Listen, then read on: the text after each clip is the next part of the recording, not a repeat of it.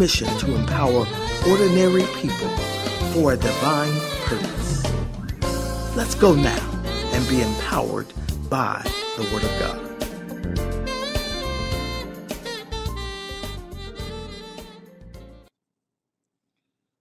The Word of God comes to us today from St. John chapter 1. I want to read verse 1 through 3 and then skip down to verse 14. John chapter 1, read 1 through 3 and then skip down to verse 14. Thank you for listening to our broadcast today. John 1:1 says, "In the beginning was the Word, and the Word was with God, and the Word was God. He was in the beginning with God. All things were made through him, and without him nothing was made that was made." And verse 14, "And the Word became flesh and dwelt among us, and we beheld his glory, the glory as of the only begotten of the Father, full of grace and truth." Today I want to talk to you from the subject, the real reason for the Christmas season. The real reason for the Christmas season. The real reason for the Christmas season. Let me begin with a story I read from a famous Danish philosopher and a Christian theologian. And it's a familiar story. His name is Søren Kierkegaard. It's a familiar story, a story that has been written over many ages in many different forms, yet it still is relevant today. And this is what he wrote. A prince wanted to find a maiden suitable to be his queen. One day, while running an errand in a local village for his father, he passed through a poor section of town. As he glanced out the window of the carriage, his eyes fell upon a beautiful peasant maiden. During the ensuing days, he often passed by the young lady and soon fell in love. But he had a problem. How would he seek her hand? He could order her to marry him, but even a prince wants his bride to marry him freely and voluntarily and not through coercion. He could put on his most splendid uniform and drive up to her front door in a carriage drawn by 6 horses. But if he did this, he would never be certain that the maiden loved him or was simply overwhelmed with all of the splendor. So the prince came up with another solution. He would give up his kingly robe, move into the village, entering not with a crown, but in the garb of a peasant. He lived among the people, shared their interests and concerns, and talked their language. In time, the maiden grew to love him because of who he was and because he loved her first. This very simple, almost childlike story is what John is describing here in John 1:1. And John 1 and 14. God came, and God came to live among us. Let's deal with him coming. Why did God come? Well, first of all, he came looking for us. He came looking for us. He always had us in his mind. He always loved us. But he came looking for us. Why did he come looking for us? He came looking for us because he saw something in us that we couldn't even see in ourselves. He came looking for us. Although we were a hot mess, he came looking for us. While we were yet in our trespasses and sins, he came looking for us. Not only did he come looking for us, but he came looking like us.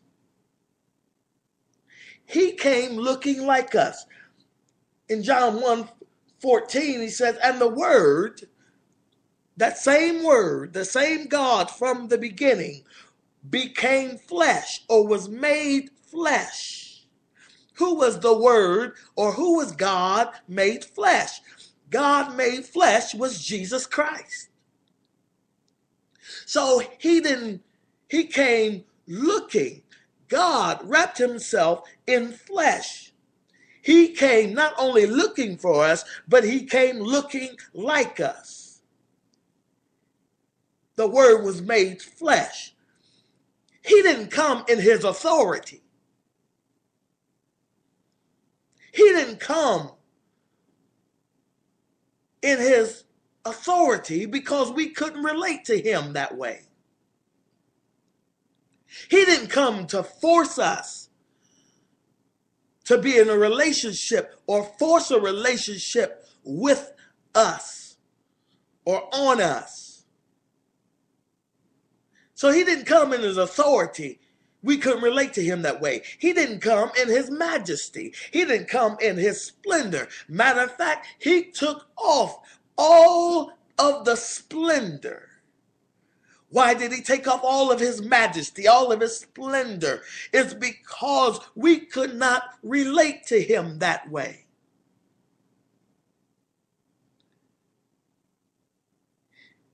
So he didn't come in his authority. He didn't come in his majesty, but he came in humanity. He came through the flesh.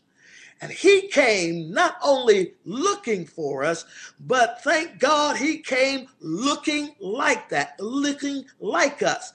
And that, brothers and sisters, we can relate to. He came looking like us, looking like humanity, born in a strange place.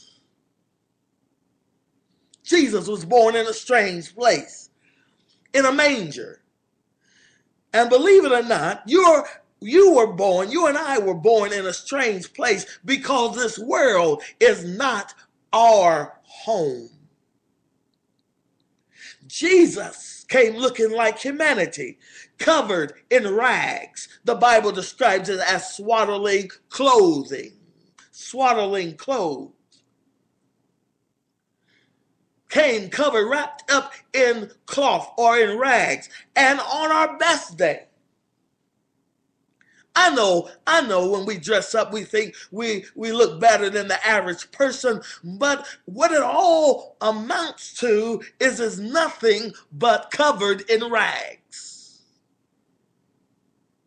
Jesus came looking like humanity, born in a strange place, in a manger, covered in swaddling clothing, in strange or covered in rags. But not only did he come like that, but he came homeless, without a place.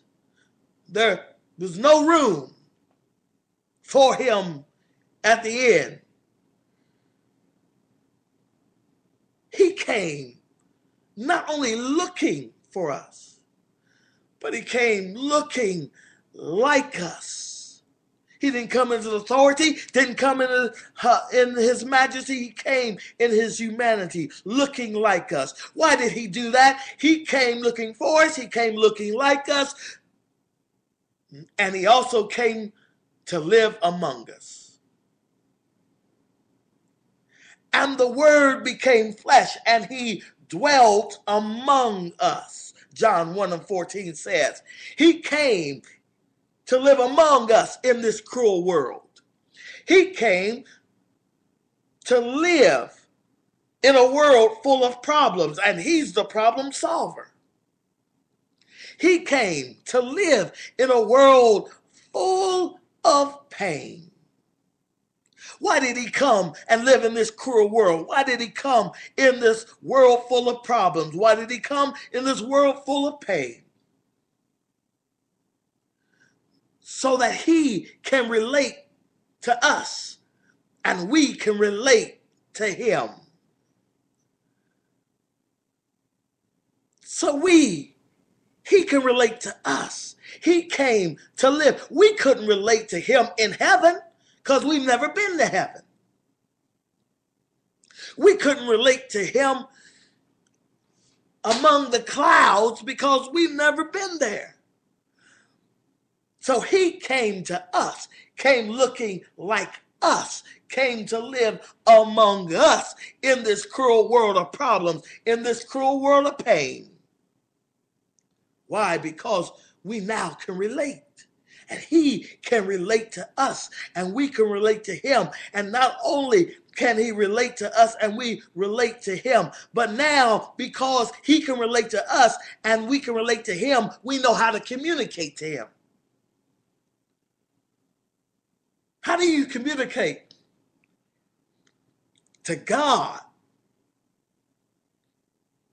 How do you communicate